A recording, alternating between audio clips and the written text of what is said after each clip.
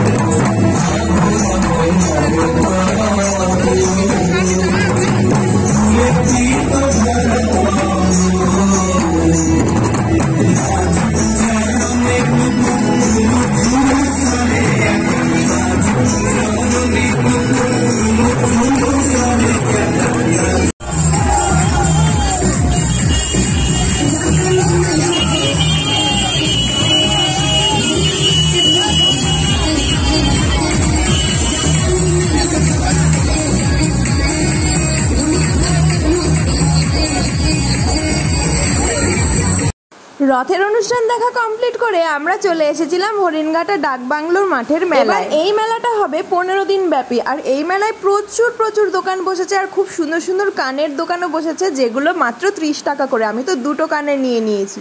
তারপর মেলা থেকে বাদাম কিনে সোজা চলে যাচ্ছি বাড়ি। সমস্ত মেলার কিছু ডিটেলসে তোমরা শর্ট ভিডিওতে দেখতে পাবে, কারণ মেলায় গিয়ে আমি বড় ব্লগ করিনি, মিনি ব্লগ করেছিলাম। তো টাটা আজকের জন্য।